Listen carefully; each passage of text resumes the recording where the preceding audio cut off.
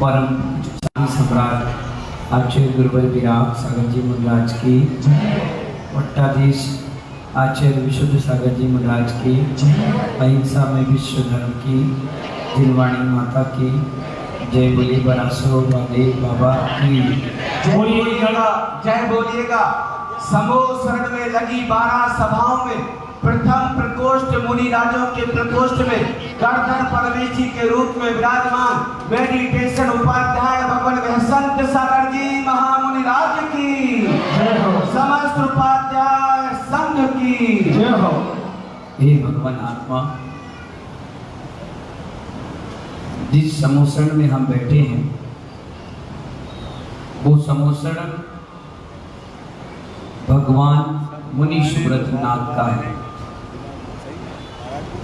जिनके समोसण की परिधि 5 योजन की है। लगभग 60 किलोमीटर का एरिया वो कवर करता है। 14 मार्गणा, 14 गुणस्थान,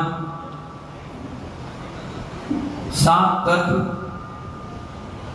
6 लेस्या, 3 रत्नात्रय, इन सभी के सीढ़ियां चढ़कर ये जीव अनंत की अवस्था को प्राप्त करता है। जो मुनि सुब्रतनाथ हमारे सामने ही समोसण में विराजमान है, उनके समोसण में उस समोसण की और हर समोसण के विशेषता ही अनेक होती है। जो तीर्थंकर मुनि सुब्रतनाथ हैं, जैसे ही उन्होंने जन्म लिया था 10 अतिशय उनके साथ हो चुके थे। आज उनको केवल ज्ञान की प्राप्ति हुई तो 10 अतिशय केवल ज्ञान के हो गए, और देवताओं ने भी 14 अतिशय उनके इस केवल ज्ञान से और जोड़ दिए। तीनों को मिला दिया गया तो 34 अतिशय के साथ अनंत भगवान अपने समोसण में बैठ गए। देव दुमदुमी, सुगंधित हवा, नगाड़े, बाजे, कल्प वृक्ष, अशोक वृक्ष, भामंडल, छत्र, चमर इत्यादि पुष्प वर्षा ये अतिशय के साथ जुड़ती चली गई। जिस अवस्था में मुनि दीक्षा ली थी तब तक केस बढ़ते थे, नख बढ़ते थे, आहार के लिए जाते थे, लेकिन आज जैसे ही उन्होंने केवलत की प्राप्ति करी, अभी तक 6वें और 7वें गुण स्थान में थे, अब वो 13वें गुण स्थान तक पहुंच गए। कितना पवित्र भाव होगा। जब 6वें और 7वें में थे तो चौथा ज्ञान था, और आज 5वां ज्ञान यानी केवल ज्ञान हो गया। ये ऐसा ज्ञान जिसमें हर जीव की हर दशा को जानने की क्षमता है, पर देखते और देखने की कोशिश नहीं करते। 13वें गुण स्थान में आने के बाद जितने बाल थे ना वो घटेंगे ना बढ़ेंगे, जितने नख थे ना घटेंगे ना बढ़ेंगे। शरीर भी औदारिक था, अब बन गया परम औदारिक। समोसरण उसकी विशेषता क्या है? 20,000 सीढ़ियां होती हैं। 10,000 सीढ़ियां गिरनार पर्वत पर है। जब कोई व्यक्ति गिरनार पर जाता है तो कम से कम 20 बार उस सीढ़ियों पर बैठता है, लेकिन जो भगवान तीर्थंकर का समोसण होता है 20,000 सीढ़ियां पलक झपकते ही व्यक्ति चढ़ जाता है और एक बार भी उसको हपाई नहीं आती, थकावट नहीं होती, आलस नहीं होता, या ये नहीं सोचता कि मुझे प्यास लग रही, मुझे भूख लग रही। ये देवताओं के द्वारा अतिशय होता है कि वहां आने वाले हर जीव को तकलीफ ना हो। और 18 लघु भाषा और 700 महाभाषाओं में ओंकार ध्वनि के साथ तीर्थंकर की दिव्य ध्वनि खिलती है। और उस समुद्र में आने वाला कोई भी भाषा का जीव हो, चाहे हिंदी हो, चाहे इंग्लिश हो, चाहे मराठी हो, चाहे प्राकृत हो, चाहे जानवर हो, चाहे देवी देवता हो, चाहे इंसान हो, हर किसी को हर भाषा में कन्वर्ट करके वो भाषा समझ में आ जाती है। कोई भी व्यक्ति समोसन में बैठकर बात नहीं करता, कोई भी व्यक्ति वहां पर कुछ खाता और पीता नहीं, सिर्फ एक टक लग करके प्रभु को निहारता है। इसीलिए तो समोसन में 8 भूमिका बनाई गई है, 8 भूमि, जिसमें 7 भूमि में आपको भटकाने की चीजें हैं। कहीं नृत्यांगनाएं नृत्य कर रही हैं, कहीं पापिकाएं हैं, कहीं ध्वजा है, कहीं झूले हैं, कहीं मंडप है, कहीं मंदिर है। हो सकता है आप भी समोसन के रूप में यहाँ आए हैं, तो कुछ लोग भोजनशाला को देख रहे हैं, कोई एसी कूलर पंखे को देख रहा है, कोई टेंट और माइक को देख रहा है, कोई पंडित जी की ड्रेस देख रहा है, कोई इंद्राणी को निहार रहा है, और कुछ ऐसे भी हैं जो सीधे चलकर आए और मुनि सुब्रत नाथ के दर्शन करके चले गए। जिन्हें भगवान से मतलब होगा वो इस संसार की चीजों में कभी नहीं भटकेगा।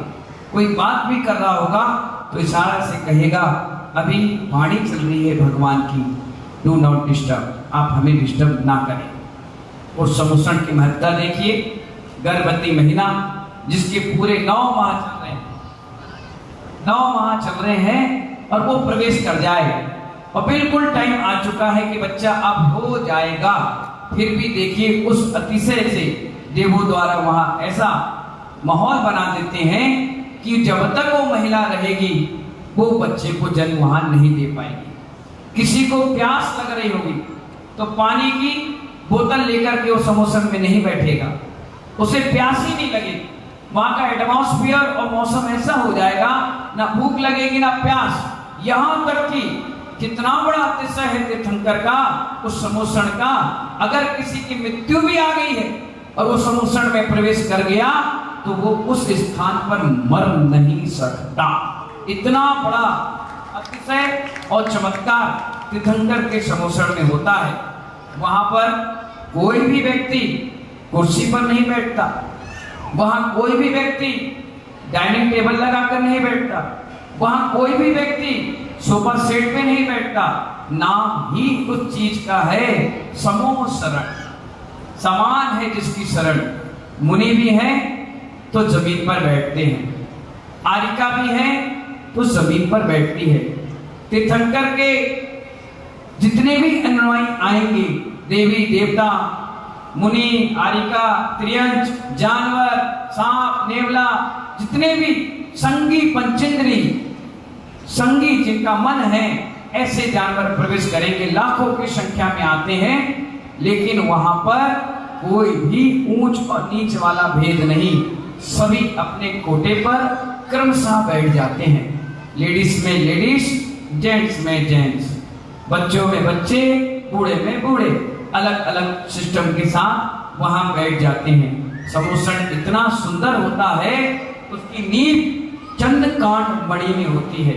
वो चंद्रकांट मणि जिसे आप स्फटिक कहते हैं, आर पार दिखने वाली, स्वच्छ निर्मल, बिल्कुल साफ, किसी प्रकार की गंदगी नहीं।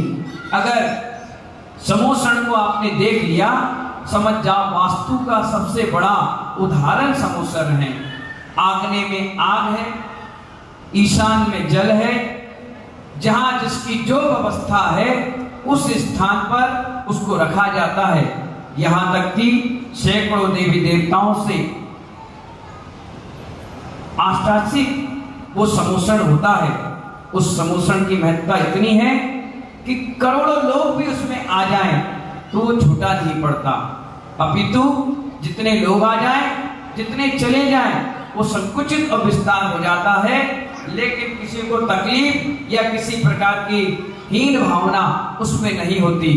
सब कुछ शांति से बैठकर 2.5 घंटे तक भगवान का उपदेश होता है। 2.5 घंटे नॉन स्टॉप, और इतना हितमित प्रिय होता है कि कोई भी व्यक्ति को कान पे चुभता नहीं, कोई जमाई नहीं ले सकता, कोई छींक नहीं सकता, कोई खांसी नहीं कर सकता, कोई प्रकार के रोग और शोक उस सम्मोषण में नहीं होते। जो एक बार आ गया और बैठ गया तो पूरे सम्मोषण में वाणी सुनकर के चला जाता है और उसे ये भी नहीं पता कि 2.5 घंटे कब हो गए। ऐसी महत्ता के साथ वो सम्मोषण होता है। उसमें 8 परकोटे होते हैं, 8 भूमिका होती है और 12 परकोटे होते हैं। 12 परकोटों में इंद्राणी अपनी अपनी व्यवस्थाओं के साथ शेर, सांप, नेवला, जो पंच इंद्रिय संगी जीव हैं, वो सब बैठते हैं हिलमुल करके प्रेम वात्सल्य के साथ। कोई किसी को काटता नहीं, कोई किसी को गाली नहीं देता, कोई किसी का मन नहीं खराब करता। और यही उदाहरण मंदिर में भी घटित होता है।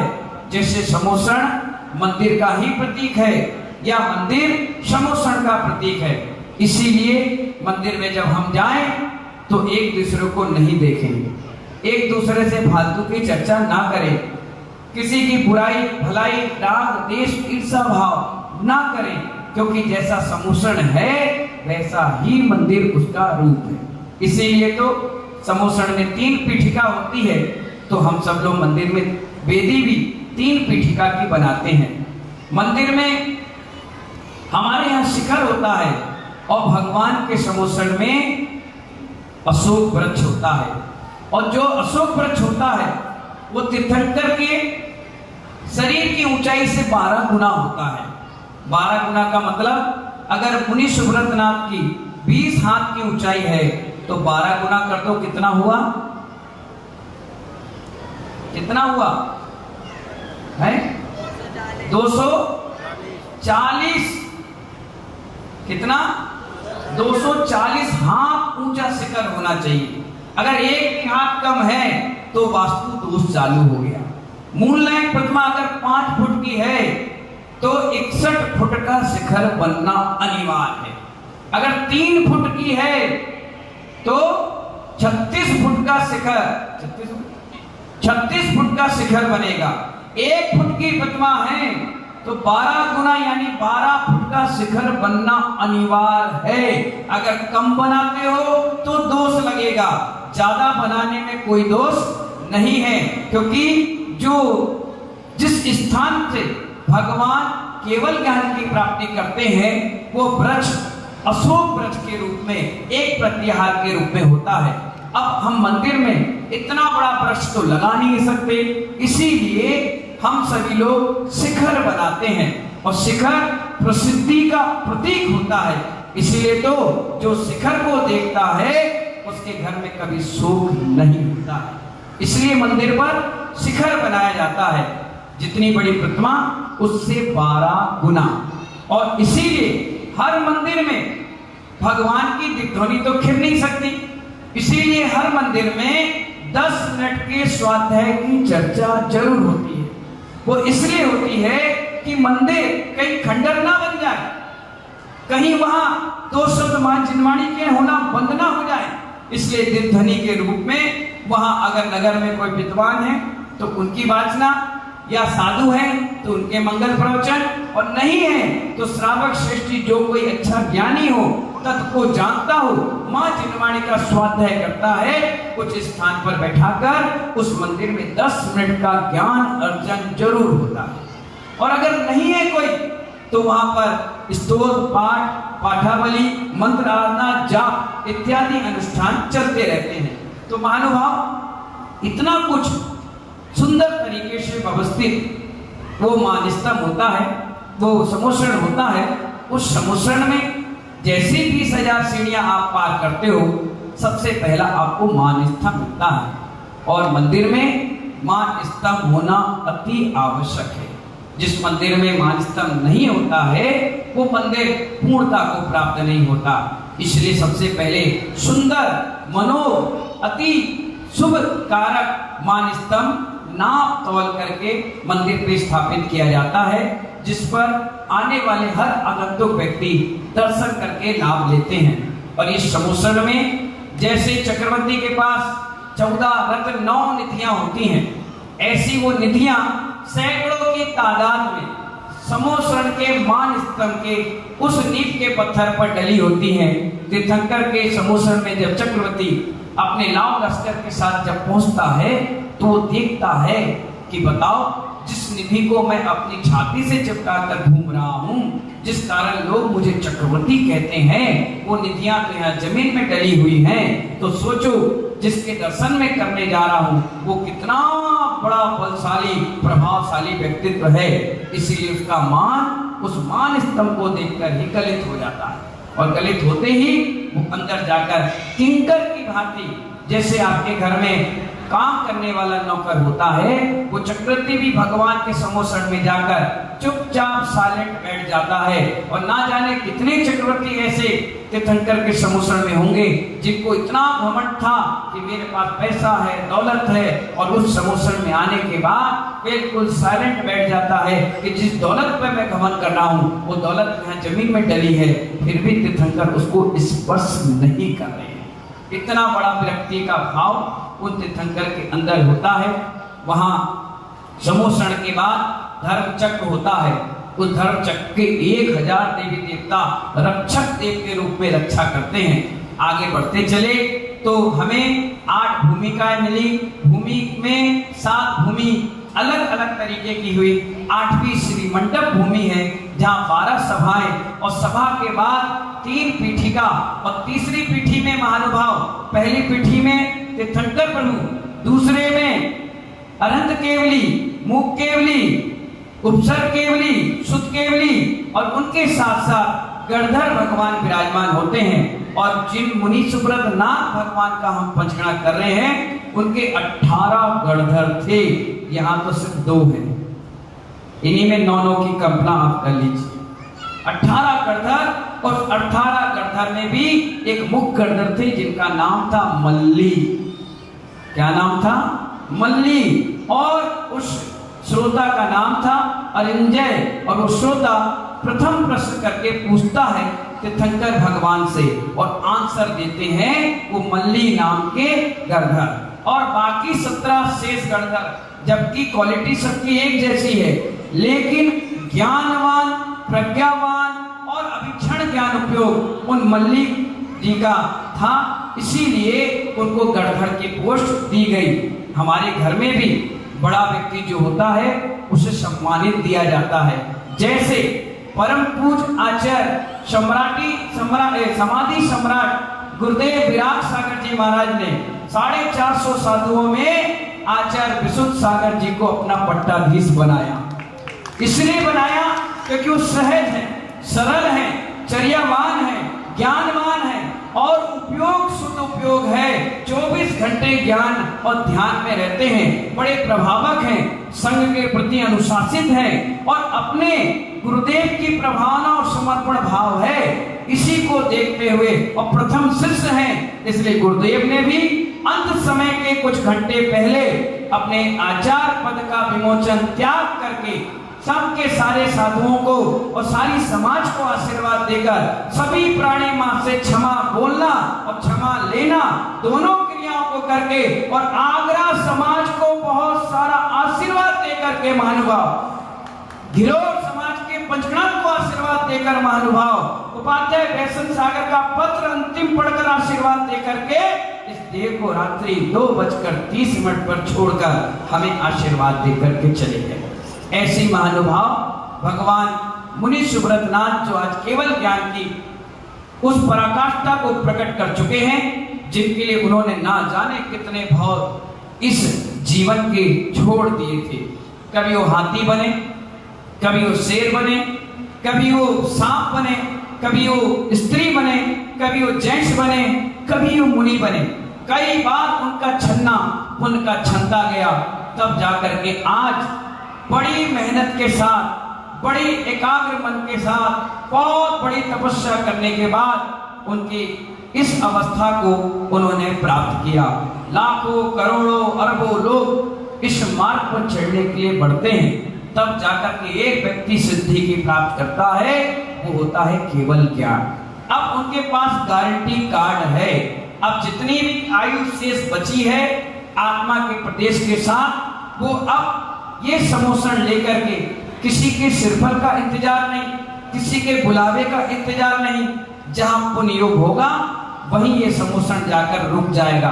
देखो भगवान महावीर का समोषण, जहां कोई घर नहीं, कोई परिवार नहीं, बीहड़ जंगल में जाकर रुक गया, वो कहलाया बरासो महातीर्थ। रुक गए तो रुक गए, जिनको सुनना था वो अपने आप वहां पहुंच गए।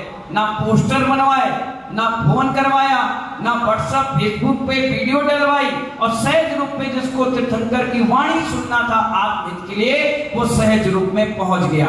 सोनागिर के पहाड़ पर पहुंच गया, गिरनार के पहाड़ पर पहुंच गया, के कैलाश पर्वत पर पहुंच गया, पावापुर जैसे जलमग्न जगह पर पहुंच गया, क्योंकि तीर्थंकर हमारे और आपके बुलावे पे नहीं, जिसका पुण्य होता है उसके यहाँ अपने आप पहुंच जाते हैं।